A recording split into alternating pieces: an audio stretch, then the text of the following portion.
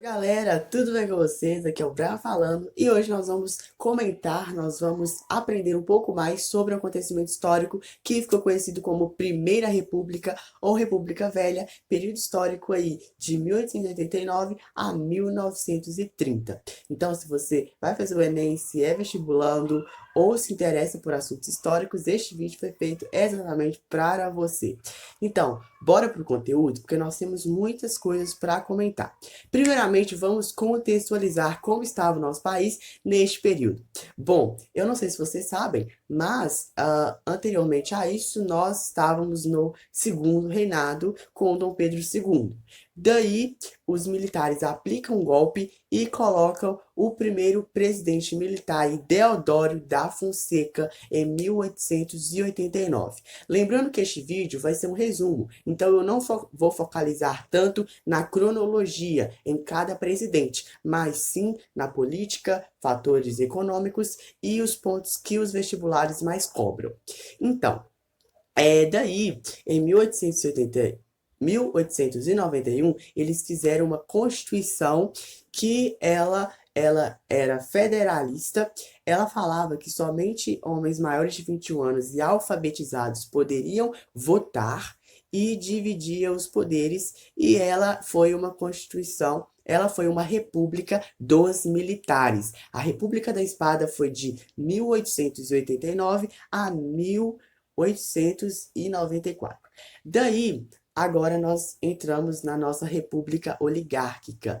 Eu aposto que você já deve ter escutado esse nome, oligarquia. Oligarquia quer dizer poder nas mãos de poucos. Eu vou explicar o porquê que esse poder ficou tanto tempo nas mãos de poucos.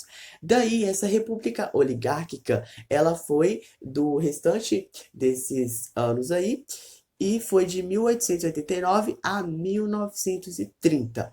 A República Oligárquica, por quê? Porque eles utilizavam da fraude para continuar no poder. Daí também existiam o coronelismo, que era os coronéis poderosos, e neste período existia muita fraude com relação aos votos, existia o curral eleitoral, o voto de cabresto. Vou explicar cada um deles. Voto de cabresto era a compra dos votos. Quando eu tinha um coronel que estava para ser presidente, e aí daí ele comprava a população com uma sacola de alimentos, com dinheiro ou com outros bens aí para conseguir mais votos. O curral eleitoral era quando o coronel combinava de encontrar com as pessoas já com as cédulas. Cédulas eram os papeizinhos. Nesse período nós tivemos a ausência da justiça eleitoral para já recolher os seus votos. Então, este que foi o curral aí eleitoral, nome muito feio, mas foi dado. Daí, nós tivemos aí também a política do café com leite, que foi a junção, a união entre São Paulo e Minas Gerais. São Paulo com café, Minas Gerais leite. Só porque, por causa disso que chamou a política do café com leite. E por que que foram esses dois estados? Porque eram os estados mais numerosos e poderosos daquela época. E o que que eles faziam?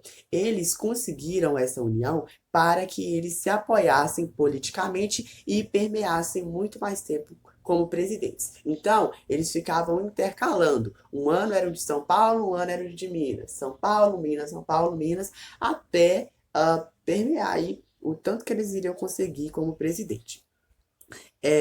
Daí, vou ler aqui, ó. Cada eleição, eles elegiam um governante de cada estado. Então, foi essa aliança aí. Só uma curiosidade, no governo de Rodrigues Alves, nós tivemos aí uma superprodução de café. A gente exportava muito café para fora. O Brasil exportava grande quantidade de café.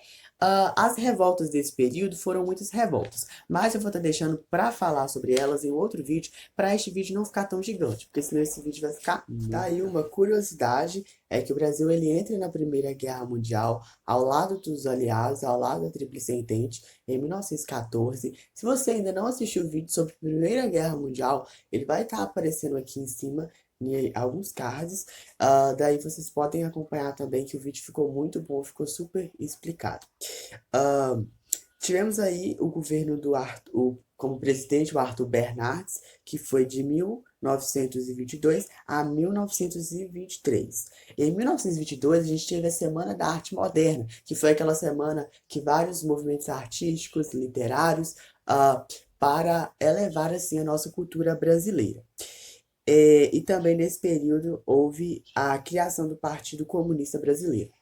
Em 1920, na década de 20 mais ou menos, a República já começa a perder o seu apoio, começa a, a cair aí, né, a morrer, porque nessa década estava havendo uma mudança de pensamento, crítica ao regime, movimentos artísticos aí contra, e também uma onda de industrialização pouca, mas estavam começando.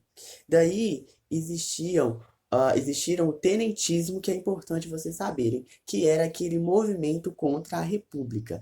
Eram os tenentes de patente baixa e do exército, que muitas das vezes eles usavam da força para tentarem mostrar sua indignação contra a República.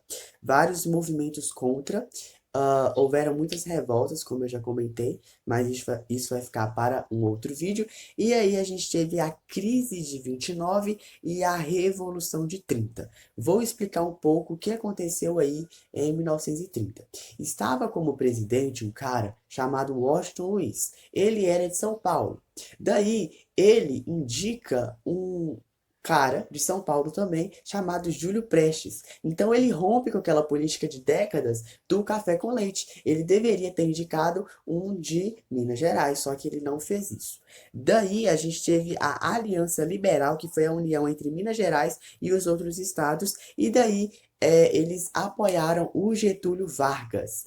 Acho que você já deve ter escutado esse nome, que foi aquele cara que conseguiu, aquele presidente que conseguiu ficar como presidente durante 15 anos na nossa história. Daí, eles ajudam Vargas a conseguir apoio, daí rola as eleições, só que mesmo os outros estados apoiando Vargas, Vargas era um gaúcho, e daí o que que acontece? O de São Paulo ganha, o Washington Luiz ganha. Só que o vice de Getúlio Vargas, João Pessoa, ele morre nos assuntos dele lá mesmo, assuntos que não tinha nada a ver com essa briga política que eles estavam tendo, só que eles associaram a essa briga política, e daí os militares ajudam, é, ajudam aí o Vargas a entrar, a conseguir ser o presidente, e daí eles tomam o poder, os militares mais o Vargas, e instauram o governo do Vargas.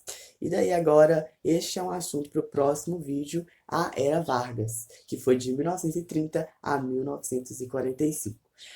Só uma curiosidade aí, nessa aliança liberal entre Minas Gerais e os outros estados, um dos ideais era acabar com o voto aberto. Isso é importante da gente saber. Lembrando que eu citei que o governo do Vargas foi de 30 a 45, mas depois ele ainda consegue ser eleito pelo povo mais uns anos aí pra frente. Mas eu não vou me delongar muito com relação a Vargas, porque este assunto merece um vídeo só para ele, e eu também vou fazer.